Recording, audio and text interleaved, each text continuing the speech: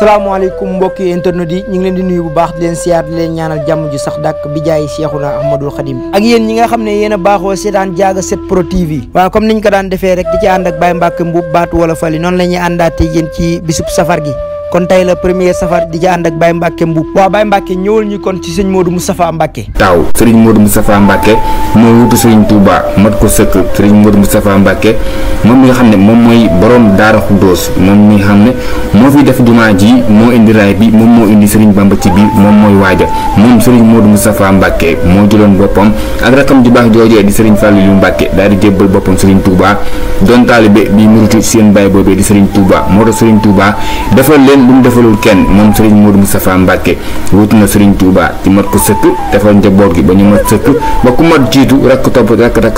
koo koy borom Daara Xuddoos borom màggalu Daara Xuddoos jërëjëfe Modou Moustapha Mbacke borom Daara Xuddoos yóbbalu safar ak sëriñ Mbacke Mbuub bu leen ko wuute la voie de la paix et de la solidarité de l'espoir de l'espoir de l'espoir de l'espoir. war fa kàlla macha allah Baye Mbacke Mbuub wax ji mën na matale na waa kon nag ñi ngi fas yéene ànd ak yéen ci safar si ci fukki fan ak juróom di ñaanalaat Cheikh Mouhamadoul Mountakha Mbacke mu yàgg fi lool te ànd ku wér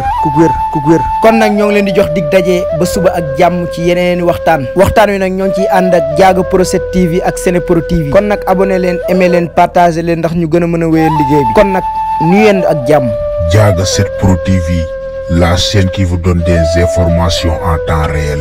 et qui ne vous sépare plus jamais.